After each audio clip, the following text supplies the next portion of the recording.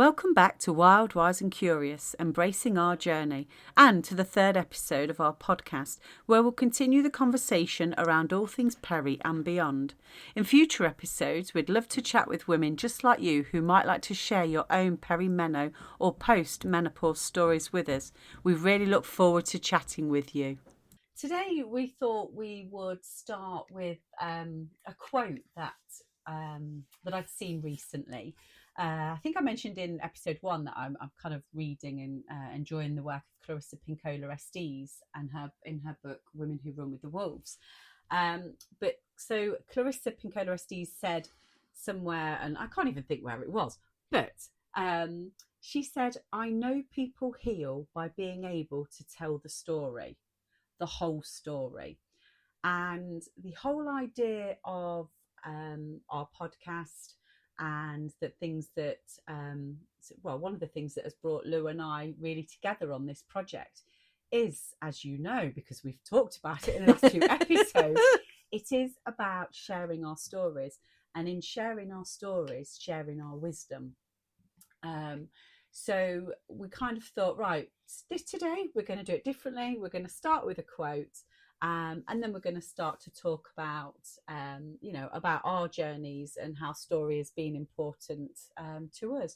Yeah, I think it was more about the fact that this really resonated with us, didn't it? Absolutely, both of us. When you read it, it really resonated, and I think it's because you and I have come together over story, and I mean, our story is very long, really. When you think we've known each other for many, many years, but it's only been recently that we've come together over perimenopause. Perimenopause brought us together. Perimenopause brought us together.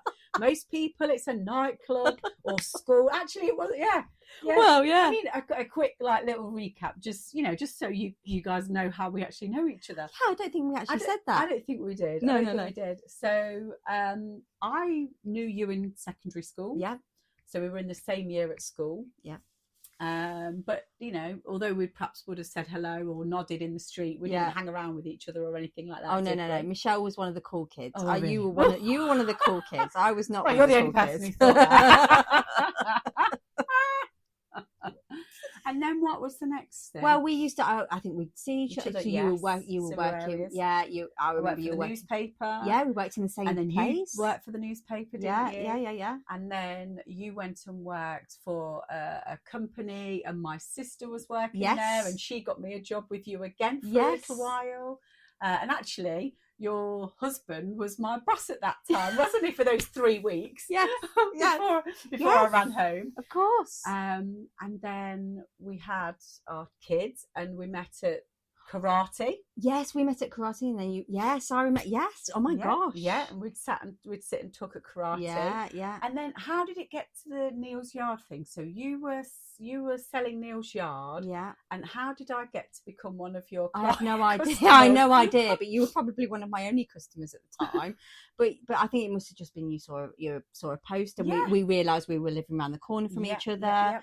And it came from that, and then also you were the catalyst for me doing my degree, because we used to talk about when you'd bring my Neil's Yard frankincense cream. yeah Still hooked on frankincense. Absolutely. And then so that it just it feels like our lives have always been kind of going next to each other. Yes. But it's only been recently that we've, in the last year, isn't it? Yeah, that we've actually got. We realised that we know we're very, very similar. Yeah.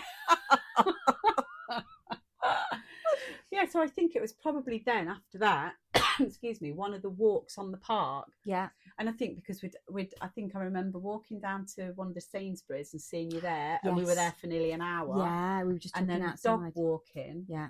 And then I think we just decided, actually, why don't you and your hubby come over and let's chat. And then we didn't even speak to the guys. No. And that's it. We haven't stopped talking since. We haven't. So the boys are quite glad that they're not in the room with us right now. So hopefully that gives a little bit more of a bit of an insight as to how Lou and I kind of came. I mean, the conversations that we would have when we would bump into each other when we got round to the point of perimenopause. would very much be along the lines of where we're going with this podcast. Because I remember we went on a few dog walks, and we would talk about our symptoms, and we would talk about experiences, and we'd talk about our friends' symptoms and things that we'd read in the perimenopause and menopause groups, and things that we'd read in the in books, because we both got loads of books, and things that we'd just seen on social media. And I know we mentioned this in episode 1 about the fact that because we read a lot about perimenopause and menopause and see a lot on our social media feeds, we just assume the whole world is talking about perimenopause. And then actually, when you come out of that perimeno bubble, or whatever you want to call it, and you're in the real world, you realise that that isn't happening. It's just because we're quite absorbed with it, because we're going through it and we're understanding it and learning about it. And I think we were talking at that point about how the conversation needs to be had. Yeah. And I think, is that about how we came up with saying, I think so. You know, do you think people might be interested in hearing our voices on a weekly basis?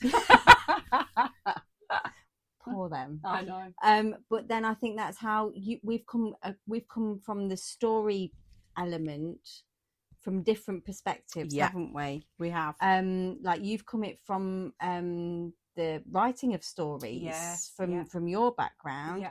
I'm coming at it from a psychology background, really. But and communication and how that all intertwines. But what we share that as a common theme. Thank you for filling that in for me. I jumped in a bit quick then. No, I needed you to. It came into my head. I was like, oh, common theme. My words are escaping me today. So that's where we came to. So that linking back to the quotes, that's why it resonated so much with both of us, didn't it? The whole story thing. And we feel really quite passionate about people feeling heard, people getting a chance to talk about their own stories and their own perspective, because we are all so unique. And I think as much as we are all unique as people, our menopause journeys are also very unique as well. Everybody that I speak to, they may have had elements of that are similar to things that I've experienced, but nothing has ever been the same. So someone may have experienced anxiety and trouble sleeping. Someone else might have experienced trouble sleeping and headaches. Someone else headaches and anxiety. And so we're all, and some of us, bless us, have probably had 30 of the of the symptoms, that's on the list. Just to interject there are like 60 symptoms. 60 now. 60 symptoms. I mean, I'm not surprised. I'm really not crazy, surprised, isn't it? Yeah, it is. It really is crazy. Sorry, I interrupted. No. You're really right. And actually, part of the things that I sort of like thought to myself, because here's me assuming that everybody's aware of what those symptoms are, and I actually thought, would it be quite interesting to just, I am borrowing from Newson's Balance app, but just to like quickly reel off some of the symptoms. I think it would be really helpful, because like in the first episode we were talking about tinnitus. I never realised tinnitus was one of the symptoms. So I think there's going to be a lot of people that don't realise that a lot of the things on that list are symptoms that they're going through. Yeah. So this is from Newson Health. Have got a free app called the Balance app, and this is their symptom tracker.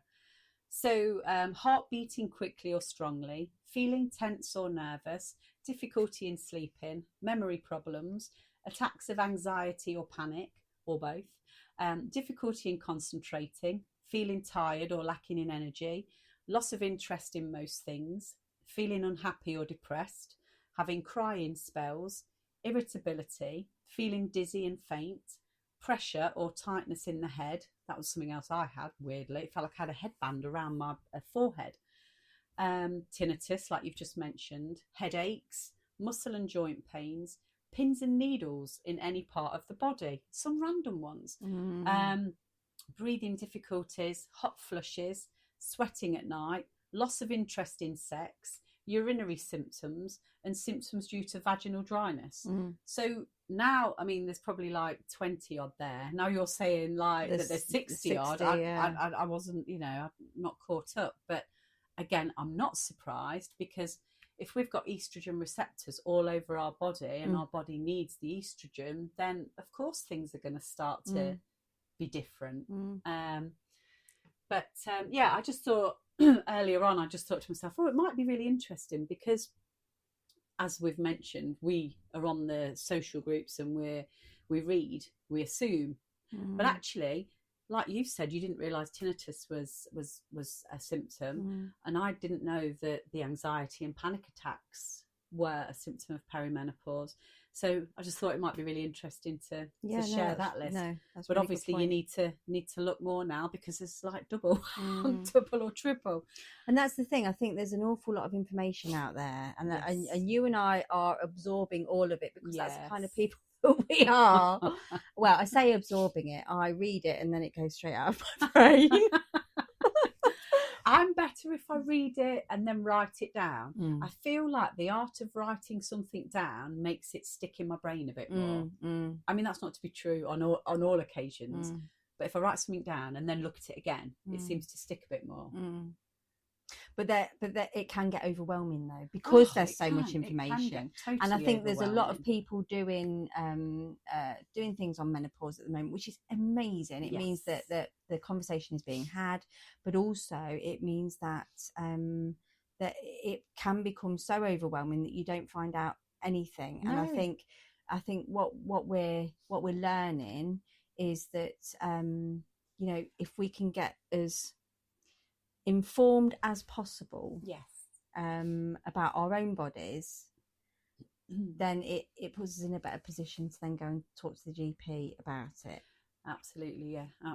And I think that's one of the things that that going back to that balance tracker, I think the idea there was to get people tracking their symptoms, so that then when they go to their GP, they can be more, like you've just said, they're more aware. They understand that group of symptoms that they're experiencing is actually perimenopause, and so it gives them a stronger case, and also it gives them that, you feel more confident, don't you? When you're a bit more, you've learned a little bit about what it is that you're experiencing, and you can bulk 5 or 6 symptoms, or even 1 or 2, it doesn't matter, but it just gives you that confidence to go and speak to your GP. Because again, we're all unique, of course, and the GP is going to see 10 different women with 10 different symptoms, and and no one size fits all at all. No, not at all. So I've started journaling just purely for my symptoms, because I wanted to see if the things that I'm putting into place, all the tools I'm starting to put back into my toolbox after Christmas, what they are doing to help my symptoms. So I'm tracking it. I'm tracking it now, so I can see on the really bad days how I'm feeling. On the good days, I can see how I'm feeling, and what has led me to that. Yes, that's a really good idea, actually. And I think that's probably one of the things I would say to anybody who's feeling a little bit wobbly and not knowing what's going on, is track those symptoms, because that's going to make it so much easier to be able to talk to somebody else about it, who's in the know, really. Yeah, absolutely, that makes total sense. And I think when I first got help with my symptoms, I think one of the first things they said to me was, the first thing they wanted to know was how, what symptoms have you got? And then afterwards it was a case of track things, track your period, track your sleep, track how your anxiety is it worse at a certain time of the month? And I think it's that act of writing things down and learning about yourself in that moment, and then learning a bit more because you've tracked symptoms, and then you understand that those symptoms and how you're feeling are perimenopause related. That all of that, it just gives you so much so much more confidence, doesn't it? Yeah, it makes you feel like you're taking control of something that you feel very out of control with. Yeah. And, we understand, like, GPs have got such a busy job. They're so busy all the time. And, we know we don't, if I think sometimes if we can go with almost like a solution and an understanding of what's going on, then, surely that can only help. Yeah, it helps them do their job. Yeah. Right? Yeah. Because Dr. Mary Claire Havers that said in one of her podcasts recently I watched, and I'm not going to remember which one it was, but I'm sure she said something along the lines of general practitioners only get an hour's worth of training on the menopause, and that's more about the reproductive symptoms as a from a reproductive physiological perspective, as opposed to what women go through. And that's fascinating. I mean, they obviously go through a massive amount of training, but one day on something that's going to happen to 1 hour. 1 hour. Oh my gosh, 1 hour on what's going to happen to 50% of the population. Yes, for potentially 12 years. Yeah, that's insane. It's crazy. That's insane. So I feel like it makes me feel, when I've started to look into this, it's made me feel a bit more empowered. Yes. And I think that being in a position of knowing your own self and standing in your own power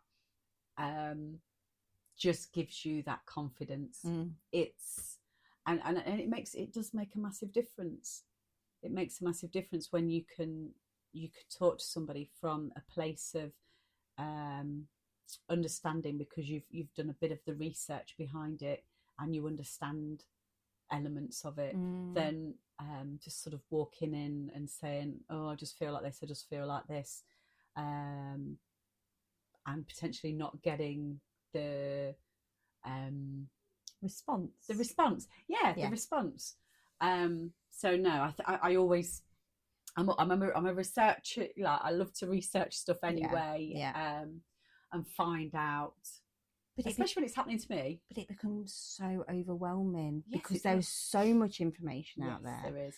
I mean, I like to listen to podcasts. Yes. Because and there's lots out there that have lots of different experts on there, and you can choose which ones you listen to. I know both you and I have read Lisa Mosconi's book. Yes. She's been on stuff, and Louise Newson. Yes. And we've got Mary Claire Havers. Yeah. There's lots of women that are actually out there pioneering for women's health at the minute. And I think if you wanted to look into it a bit more, then they are a really good ones to watch. Good place to start. References. Yeah.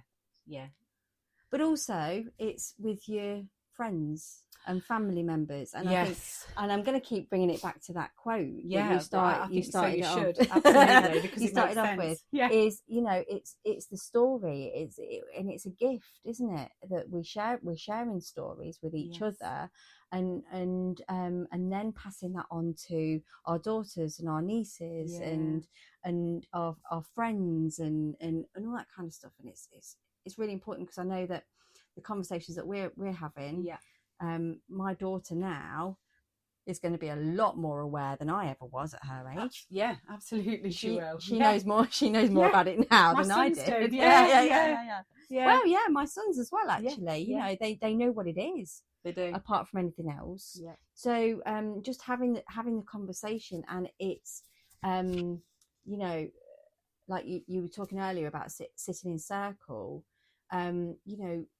That's what our ancestors did. We all sat together around a fire, and we were having these conversations, and we were being with other people, and learning about ourselves through discussions with others. And I personally have really felt that myself this past year. I felt like I was doing a lot of work on myself, but very internally. As soon as I started to find community, have conversations with others, it feels like it's increased my capacity to learn about myself through conversations with others. Yes. And being curious about others and their journey. And it feels almost, I'm going to sound incredibly woo-woo, because I am incredibly woo-woo. Woo-woo Lulu. It's been magical in that respect. Yeah. It feels like it's opened out a whole new world to me just by having these conversations. And it's, it's amazing. I love it. Yeah, I love it. Stories are incredible, actually, aren't they? And I remember because I went to uni and did creative writing, and then I did an MA in TV script writing, and I always thought that was what I wanted to do. I wanted to write for television. And then when perimenopause happened to me, and I eventually saw, I worked on myself an awful lot, and I saw and received the help that I needed. And I found other people with their stories of going through perimenopause and menopause, post-menopause.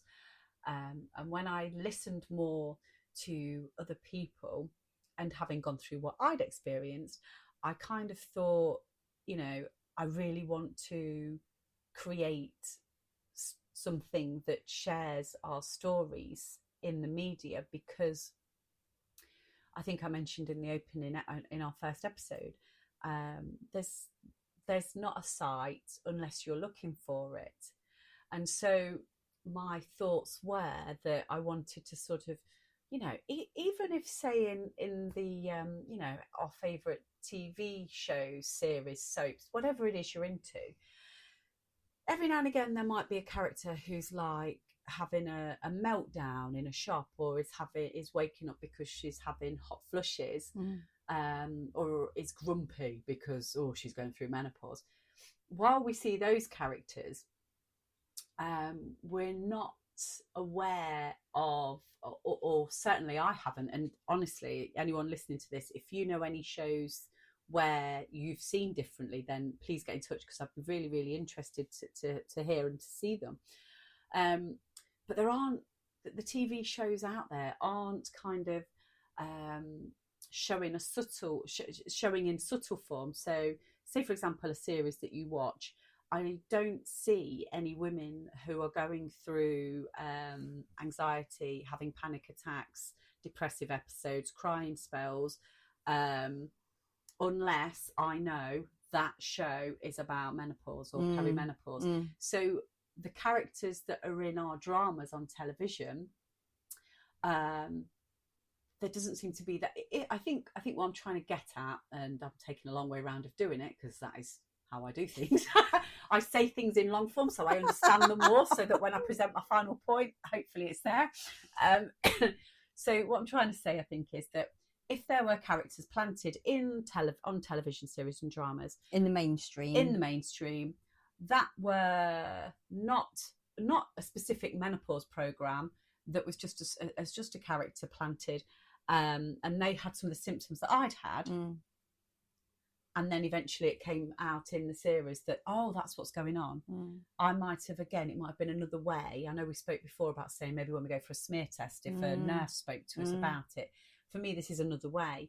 If these characters were planted in films and television, and because let's face it, most of us watch television in some way, shape or form, maybe we'd have a bit more of an understanding. Maybe if somebody in, I don't know, whatever soaps you watch or TV series you watch had these symptoms, and then at the end went and spoke to a doctor or had a good conversation with a friend, and a friend went, oh my God, I suffered with that. It ended up being perimenopause, and I listened to this podcast, or I ended up going to the doctor and going on HRT, or I started yoga and meditation. But I've not seen any of that. Because it's not the norm, is it? No, and yet it is the norm, because 50% of us are going through it. So it's the most bonkers thing. Yeah. So, yeah, sorry that took a while to get out. No. I could have said that in 2 sentences.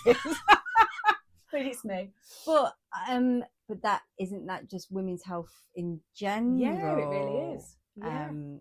We're kind of made to, wow, we kind of do just feel that we shouldn't really be talking about this stuff. Yeah, and I remember even me and you having a conversation about the first episode. Yeah. And I think you said to me, "Oh my goodness, we've had X amount of downloads. I can't believe those people are hearing about my heavy periods or my symptoms." And actually, it makes you quite vulnerable to say, I had really bad anxiety and panic attacks and thought I was having a mental health crisis. Actually, I was having a mental health crisis. Yeah. It was just that it was caused by depleting hormones. Yeah. It makes you vulnerable. But if our vulnerabilities can help someone else, then we're both said, haven't we? We're up for it. We're up for it. We're up for being vulnerable. If it helps at least one person. Yes. Hey. Yeah, definitely. I mean, sort of going back to the quote from earlier on, there was another one actually by the same writer. And I'm going to say this as well because it very much ties into the quote that we opened the episode with. Again, Clarissa Pinkola Estes, and she said, "I hope you will go out and let stories happen to you, and that you will work them, water them with your blood and tears and your laughter till they bloom, till you yourself burst into bloom." Oh, I love that. Yeah. It's nice. And I think that's probably the positive side of perimenopause. There are moments, there are glimpses of feeling really empowered and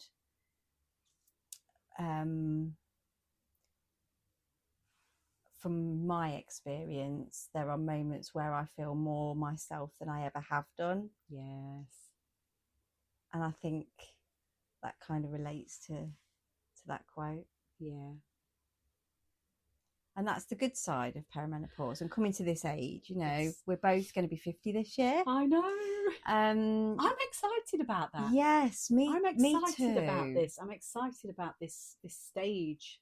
It feels like exciting things are going to happen, doesn't it? Yeah. Yeah. So it feels like a good part of our lives. Yeah, and we're, like we were, a couple of weeks ago, we are still perimenopausal and we are still both having regular periods and, things like that. So we're not even menopausal yet. Yeah. I think I read somewhere that the average age is 51. Yes. Yeah. Of menopausal, and there's that whole thing of we have to wait a year to be classed as menopausal. Yeah, and then you're menopausal for one day. One day, and then the next they day. post. Or perhaps we should do a celebration on that day. Oh my God, yeah. My menopause day. It's just one day. But then we could turn it into a menopause birthday and we could celebrate it that same day every year. We could start a whole new trend. Oh, do you know what? By the time we've reached it, we bloody deserve another birthday, don't we? Why not? I'm up for celebrating. Are you? Oh, we're going to have to think of a really catchy name for that. Oh, we are, aren't we? Not Menopause Day doesn't sound like do it it cuts for us, it. does No, it? No. We're going to have to work on that one. Yeah, any suggestions? Yeah. Please send them in. Yeah, we'll do that. Yeah, I love it. Yeah. And tell us if you agree and think that by the time we get to menopause, we deserve a day all about us. Yeah, I mean, I'm down for that. Yeah, a retreat day. Yeah. A retreat day sounds perfect. Oh, I love it. Oh, dear me. But yeah, so I think Clarissa Pinkola Estes, while I've not still haven't finished all of the book, I think, learning reading some of these quotes and those quotes sitting with you and making you feel like the one we've just said about, sit with those stories, work with your stories, water and, your tears water your stories with your sweat, blood and tears sort of thing. It's sharing the stories is something very cathartic. Yeah. There's something about sharing the stories, which I guess, when you go for counselling or go and see a therapist and you share you share the things that perhaps are weighing heavy on you. I feel there's almost like a real release when you feel safe to share your story. Then you're almost letting go. Are you feeling seen and heard? Yes. Which is a gift for all of us to have, Yes. isn't it?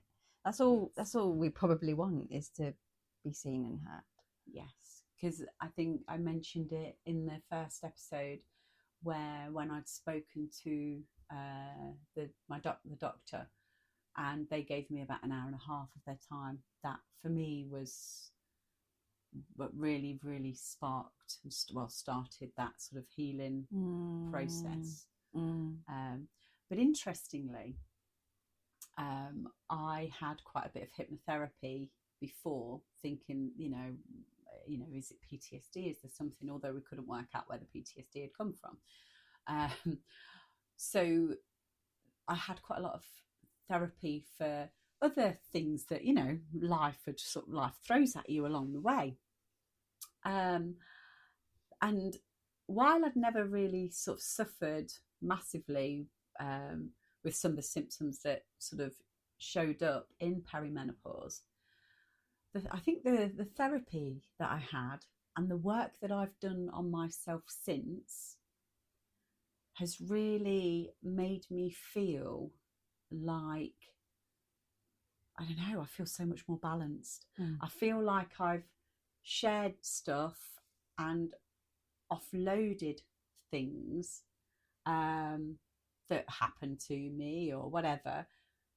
And I feel I actually have a glimmer and a feeling and a sense. And I think the word is freedom. I love that. Freedom to be yourself. Yeah. And I'm going back to the things that I loved and was interested in and intrigued by and found magical when I was younger. Okay. So the perimenopause, while, 18 months of it for me, because I didn't know what was going on, was very, very, very difficult. Now I feel that maybe that had to happen, and I think I said that before, maybe that had to happen to shimmy me along so that I had therapy, so that I spoke about a lot of things, so that I reignited and re-engaged with myself and getting into all the other things that I really loved and remembering that I loved all those things. So wouldn't it be an absolute gift if for anybody coming into this period of their lives already had the knowledge that this might be happening, and these, before everything went a little bit slidey, slidey, squiffy, for want of a better word, roller coaster. Before it got to that roller coaster ride, how wonderful would it be if they were able to approach this time without all of that? Yes. So maybe that's something we need to work towards as human beings. Yes. Be a bit more aware that this might happen, so let's start looking at what you can do. And I wonder if, just generally as the population, all of us, if we're able to take more time out for ourselves, follow the things that we enjoy, maybe we would all have a better transition into our next stage of life. I think that's something for us to all work towards anyway, regardless of what our age is. Well, even after what you were saying last week about not having a great night's sleep and then feeling a bit crappy for the day, but then realizing that the reason that you felt crappy and was because of the lack of sleep and the stuff that you perhaps eaten and the things that you'd not done over Christmas and stuff like that. But having that realization that, okay, I feel like this today, but actually I'm just going to tweak and get back to the things that I know make me feel good, with a view to knowing that by 2, 3, 4 days later, you feel a lot more balanced. Yeah. But you're right. I think that the taking time for ourselves tends to almost be like a glossy headline. Take time out for yourself, and make sure you do this, and make sure you get you get an hour of self to yourself, get an hour of sunlight, do this, do that, do this, do the other. Sometimes that in itself is overwhelming, isn't it? But actually, I really think that when you start to just do those things for yourself consistently is the key. Consistently is the key. Yes. You do feel the benefits. You do. Yeah. It's putting the work in, though. It is putting the work in. And it's hard. That's hard. Yeah. It's hard finding out what works for you as well. Yes, because we're all different again. Yeah. Because something that will work for you may not work for me. Because we are all so very different. But it's finding out what works for you, what your tools are for your toolbox, but it's finding out what they are before you need them almost, isn't it? Yeah. Yes. Yeah. If you find out before you need them, then you might have, you might have a little bit of time where you're struggling with things and trying to work things out. So on that then, Michelle, what are your tools? My tools for your toolbox that you've built up over a number. Imagine. So for me, I've built them up over a number of years. Yes. Yeah. So hit me. Yeah. Right. Okay. It's not really. I don't do the hip workouts. I keep looking at them and thinking, that might make me look firmer, but no, I don't think that's me. But that's maybe a future podcast though, maybe. Because there is a whole thing about putting the using weights and all that kind of stuff, isn't there? So we need to use that in a future one. And actually, I went for a gym induction earlier last year, and I said, this now I want, like, I always wanted to. I wanted to be like, I always wanted to be slim and skinny and fit in all these clothes when I was in my 20s and stuff. And as I've gotten older, it's not ever about that anymore. It's about being strong. Yeah, we talked about this. We did talk about the first one, didn't we? And I remember going to the gym and having the induction and saying to the young girl who was taking the session, I said, I just want to be strong. And she said to me something along the lines of, well, weights is the way to go. It's about building strength. And I don't know loads about it, and I haven't future-proofed with weights yet. But it's certainly something that it's I think I might embrace. It's on my radar to embrace maybe this year, maybe later. So I'd say that's something that's in my my mindset for the future. But I think some of the things that worked for me was obviously HRT. We talked about that, and I think I spoke about it, that I went on estrogen progesterone, waited a while because that wasn't massively helping my mental health symptoms. Then I went on to testosterone, and after a couple of months I had that slightly, my dosage increased, and after a month or so afterwards I felt totally back in the room. So that was really, really great for me. Yes, I did talk about it because I was talking about it being chocolate icing. Yes, on a chocolate cake. Yeah. I knew I had mentioned it, but just sometimes it's interesting to hear. Because for me, HRT was just like I know nothing about it. So there was that. I also started taking a good magnesium supplement, and I take a good quality multivitamin. And I really do my research around the vitamins and stuff like that I take. Doctor mentioned vitamin D, so I opted for a good vitamin D3 because that D3 is the natural form of vitamin D that is produced by the body from the sunlight. So I always opt for vitamin D3. Other people might want D, whichever, but D3 is the one that I take. I try to walk most days, every day. I like how I feel after a walk at the moment, with it being so cold. I don't always like walking out the front door, but after I've walked, and when I walk back in the front door, I feel a sense of achievement. I've done something. I feel like I've given my body a little gift. If back to the future proofing. So I do that. I do go swimming, although that slacked off over the festive period, and it needs to slack on, if that's an expression, and if it's not, it is now. So I do need to pick that up again. I go to yoga twice a week. And as I mentioned in last week's episode, I go to the healing circle. And I have found another thing that I am doing more is spending time with other women. I've always loved going out with my girlies, my friends, but I feel now that I want to spend time with them more than ever.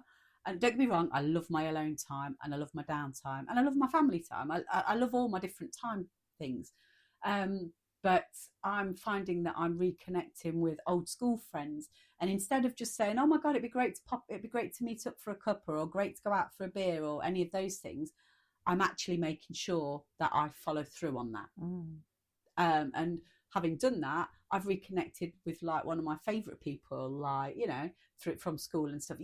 And it's actually really easy. It's actually, all you have to do is pick up your phone and send a little text message. You don't even have to phone. Do you fancy a cuppa? And it's great. So I'm being mindful of doing those things. So I would say, you know, there's that, and then being on perimenopausal sort of groups. And I'm finding that very much like we talk about issues and symptoms and good things and bad things and experiences and everything on the podcast, when I go on to some of these perimenopause groups and see people that I feel of going through things similar to me, I'm kind of going, this in a little paragraph. This is what I experienced. This is what helped me. And I think engaging with those people that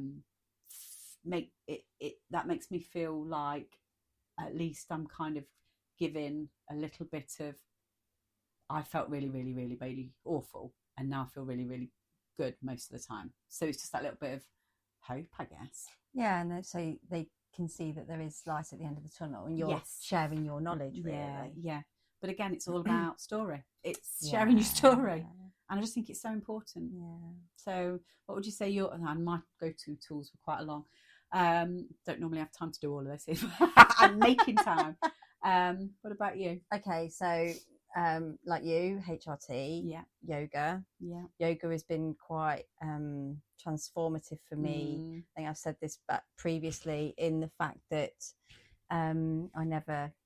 if you look at me, I'm not a yoga body, whatever a yoga body should be. But what I've learned is that there is no yoga bodies. Yes. We're all yoga bodies. We're all yoga bodies. Yeah. That has been amazing. And through that, I've found a great community of people who I love spending time with as well. I use aromatherapy. Yes. So I've made myself some lovely blends of oils that I use on a regular basis. I'm getting back into doing my qigong every morning. Great. Which just helps set me up for the day. But I'm not going to lie, it's not every day. It's when I fit it in. So that I want to get better at, because that really feels like it sets me up. And then I kind of lead into a little bit of yoga stretching as well at that same time. It's glorious. I've made myself a little window in the morning that I didn't have. I've moved things around and literally given myself some time in the morning, great. Which has been really lovely and kind of sets me up for the day. What else? Oh, I keep going back to nutrition. That's my mention that, but right, it's trying to get that, trying to be good. Yeah, and I say try. I don't even want to say trying to be good. It's not that. It's putting, filtering out the crap. And putting things in that are good. Yes. I think I'm trying to change that mindset. It's the adding things that my body needs. Yeah. Let's go with that. Yes. Not necessarily taking stuff away, but adding things in that I know is good for my body and helping my body work better. Again, a work in progress. Yeah. Hey, that's what we are, isn't it? We're all a work in progress. But I need to, it's the same as you. It's it's being with others. Yeah. I've got some glorious women in my life, and I love spending time with, and always come away with a full heart. Yes. I was just thinking, heartful.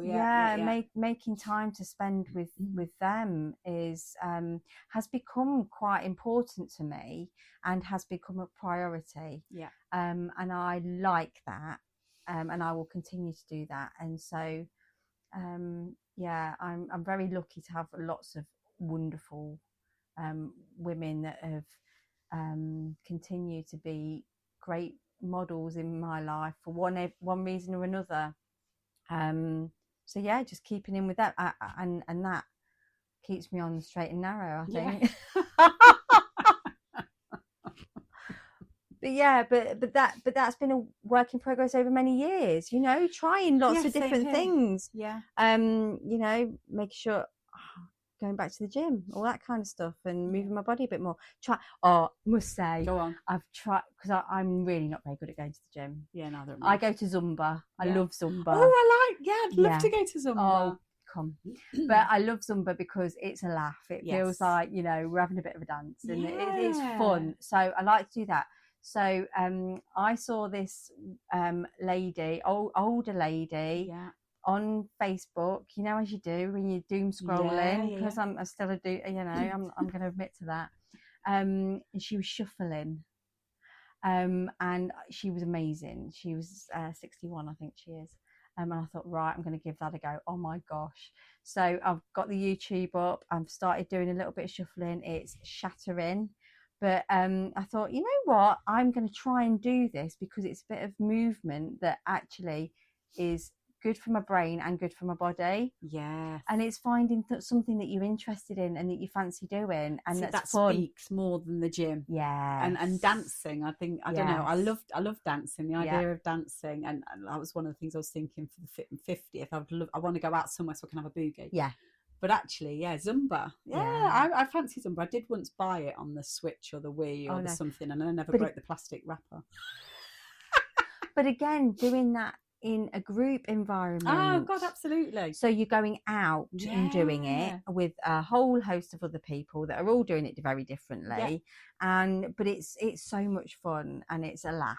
Yes. So it doesn't feel like, and you could put in as much or as little as you want to. Yeah, but also getting your brain working because you don't know the moves. Oh gosh. It's so good for your brain. Yeah. Because there's things like I'm going, I do not know what she's doing, and I usually like to go at the back so nobody else can see what I'm doing. Yeah. But that's one of the reasons I love it, because it's making my brain work as much as it is making, because my coordination has gotten a lot worse since I've got older. I used to love a good boogie when I was younger, and I thought I was all right at dancing. I did. No, not anymore. My coordination has really gone. So things like that I'm working on as well. So so we'll be able to have a dance on our 50th. Yeah. Absolutely. Oh well, I think that's probably a good good place to stop. We've got to start planning for the 50th and the dance.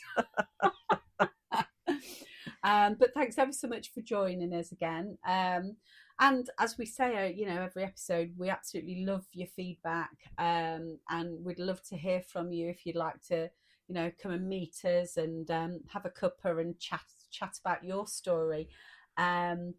Thank you all so much. We've had some really lovely comments from so many of you, and it's actually blown us away. We would have been happy if one person had listened to it, let alone the amount of people that have. So we really do appreciate you taking the time to join us. Thank you.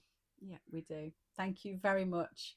And just don't forget to water your stories. Yes. And eventually you will burst into bloom, and it's blooming marvellous. Apart from those days where you're not blooming. Have a really good week, and we'll chat with you again next week. See you soon. Take care. Bye bye.